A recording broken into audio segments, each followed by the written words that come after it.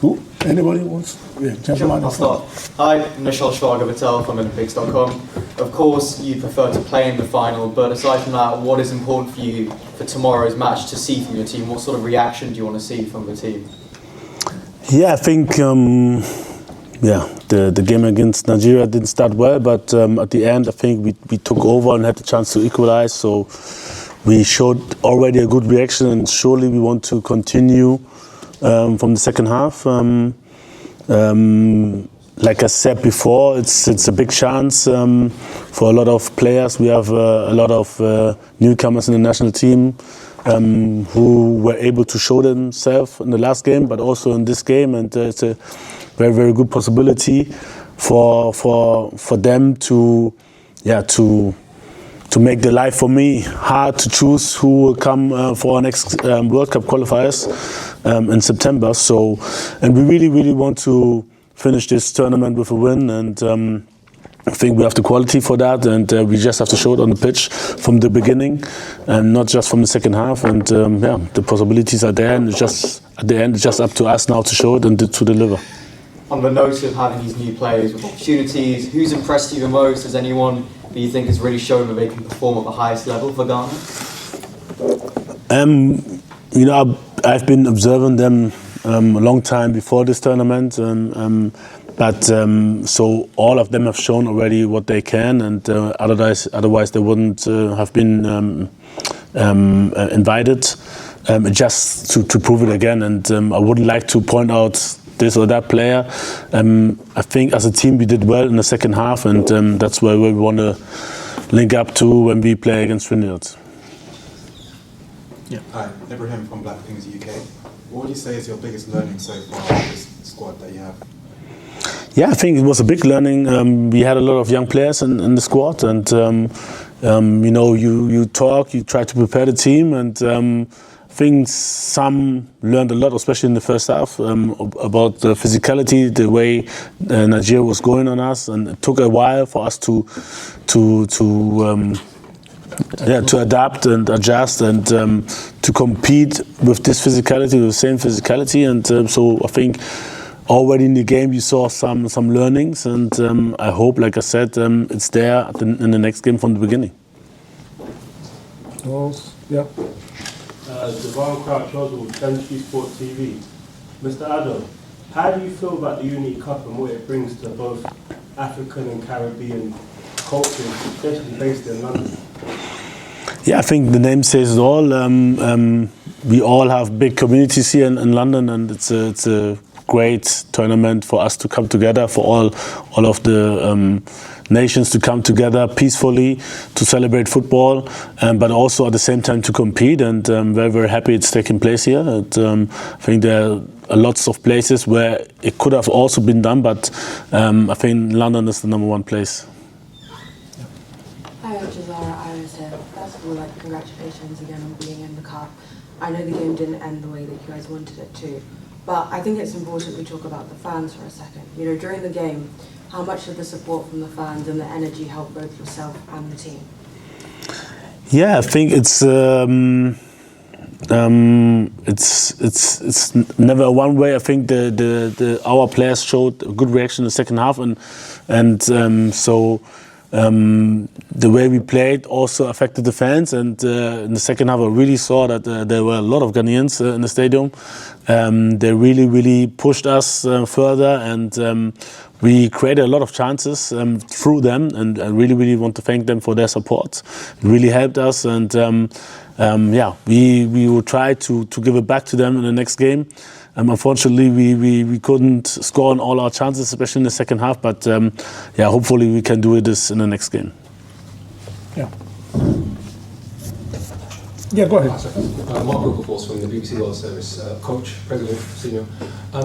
How the recruitment process from players in the diaspora for the team, there seems to be a very promising list of players in the diaspora. How's the process been in terms of, I don't want to say necessarily convincing them, but just maybe presenting them with the proposal of representing their country of origin? Has that been a task, or has that been going on? It has always been the task. The first time I was appointed as a manager in Ghana, this was 2021. We already surely started that process, and where we convinced players like Antoine Semenyo, Tariq Lamptey, Iñaki Williams. So we have really good experience with that. Surely, if anybody is from Ghanaian descent, it's always interesting for us. So we have a big database. We are always looking on their matches, and especially those who play in higher leagues. We observe them. We try to get in touch with them and to see if they would be available in case we will need them. And luckily we already found good ones, but we were surely still looking. And I think the more successful we are, we have to be honest, the more successful we are, the more Will appeal. Yes, and the more interesting we also are for the players. And surely it's, I think, tougher to, for example, represent England on the national team than maybe Ghana. But Ghana is also not that easy. We have a lot of talent, so we always make them aware about pros and cons and what and worst case scenarios also. I think it's very important. But surely we are always open if anybody from Ghanaian descent wants to play for Ghana. Yeah, sure. Nathan Kwar here from Sport EFM in Accra.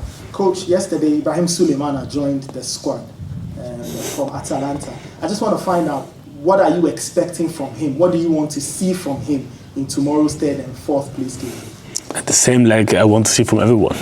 So it's every time it's commitment, and we are looking for this training today, and then at the end we will decide if he was going to play or not. Very yes. Is it sad? I don't know, but it's not a good situation. He was having problems with the visa. It's really difficult for some of our players to enter England. I think it shouldn't be like that. Especially on the national team level. So even players from us, which I invited, got rejected. So we ended up in the last game just being 17 players. I think out of the 24 I invited. And luckily, Ibrahim, who plays in Italy since 2 years, got his visa after, I don't know, 3 weeks. 3 weeks or so. And I'm happy for him at least to come and join the team, and let's see how he is. And we train today, and then after this we know more. Let me ask Henry this question. The atmosphere, the build-up, the fans, the engagement, there's rivalry, but it's positive rivalry, no toxicity, nothing, especially for the players. What do you think the players will take away from this experience of the Unity Cup? Well, I spent a few moments with them after the game on the pitch, and I realized they were having conversations with each other. Some of them play at club level. For instance, Jordan played with Ndidi at Leicester for a number of years. So they have that relationship. Even outside the club level, they live in the same communities. Some of them, virtually those who were born in Europe, virtually grew up in the same communities, in the black communities, and they have a relationship. So I think that, watching the game as a fan, you enjoy being a fan, but these players also give it their all on the field, and after that they come back to their friendship. So it is always a healthy competition between the players on the pitch, and then also those of us who are in the stands. I've got friends in Nigeria. My brother, who is the comms director of the NFF, invited me to the hotel the morning before the game. I went there to meet him, and then he wished me well before kickoff. I also did same, but once the game starts, you defend your country, you fight for your country, and you wish yourself the best of luck. So I think more of these games would help us bridge the gap. It also help us build a healthy community outside the pitch and then also on the pitch. Thank you. Any more questions, please? One? Okay. Two more. 1, 2, and then we'll let them go. All right. Coach, I don't know if you've already said this, but fans just want to know, will you be making any changes ahead of that game tomorrow against Trinidad and Tobago? It's like always, and you won't find a coach who will say, I will do this or do that before the game, because we don't want Trinidad to prepare as good as they can, and so I can't answer this question. That's you have to keep his cards close to his chest. So we want to win, we want to win. I'm sorry for that. Last question, final question. You wanted to ask a question? Yeah. So, in particular, Brandon Thomas Asanzi, he scored for you. How have you felt his performance has been so far, and his influence in the Ghana team has been for you personally? So first of all, is a very good person, very good character. He always gives everything, and I find it hard always to look just at that guy who's scoring the goals, because there were people who assisted him, who had pre-assists, who defended well. So in all, I think the second half was good, and I was very, very satisfied with that. And this is what we're looking for also for the next match. Okay, please, one last question. I'll just grant the gentleman, and then we leave. There's others actually coming. I've asked a question. Sorry?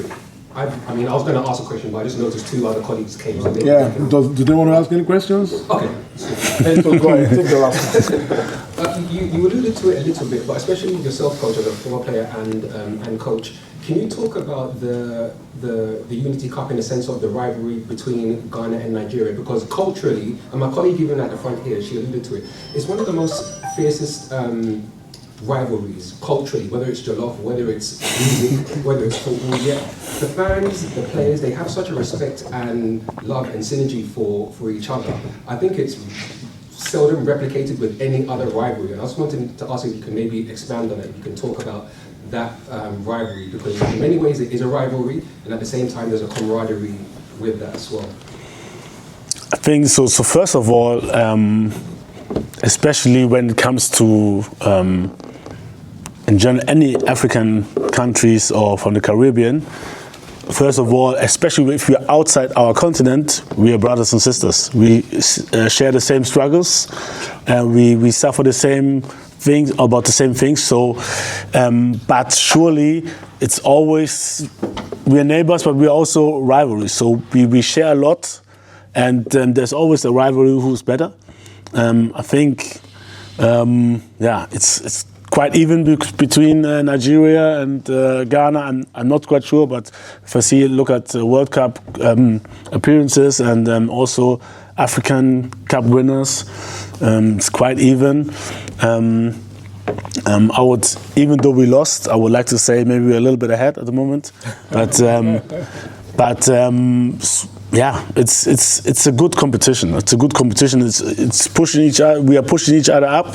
Congratulations on this moment again to Nigeria. They also did really, really well, and they deserved to win the last time. But it was really, really close. I think everybody saw that it could have easily been a draw. So it's a good competition, and we have to keep it up. And but at the end, we come together as friends. Maybe some of you don't know, the last time Nigeria played Ghana at the stadium before, Wednesday, Ghana won 4-1, and the Nigerian coach was sacked, even though it was a friendly. But I think in the last few years, it's become, and is Eguavon, I'm sure you know, he was the coach. Eguavon was the coach. But these days, it's more friendly natured, rivalry, but no toxicity. So I think it's good, like the coach said, brother. Yeah, lucky for me. The same struggles. We face the same struggles, and for me, it's been brilliant. The atmosphere in the stadium has been absolutely terrific. Thank you, Coach. Thank you, Harry. Sorry, just one more question about the actual tournament itself, the Unity Cup, and the atmosphere in the stadium, as you said earlier. Yeah. Could you comment on that, or would you like to see more matches like this? This is the official. Yeah, I think it was great. It was great. The atmosphere was great. It's like we said already, it's rivalry, but it's in a friendly way. Both fans cheered for their teams. They were very loud. We really hurt the Ghanaian fans. They were showing up a lot, and we really appreciate that. We thank them for supporting us. They pushed us, especially in the second half, but somehow the ball wouldn't go in to equalize. But really, it was a big help. Really felt like a home game, like back home in Ghana, and we're really thankful for that. And I think the most important thing is that in a way it unites, seeing the fans afterwards hugging each other, laughing.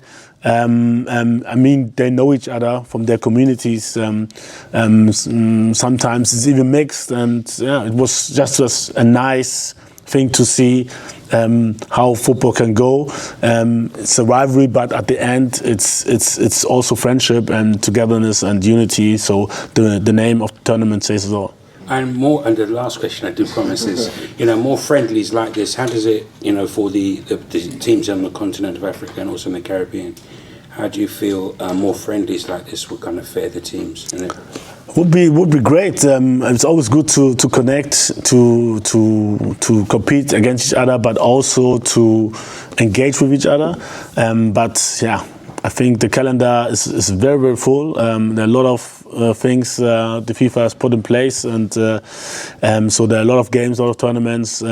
But surely we're looking forward for the next tournament like this, and it's always good for us to engage with each other, to meet each other, to compete against each other in a friendly way, and this really brings unity on and off the pitch.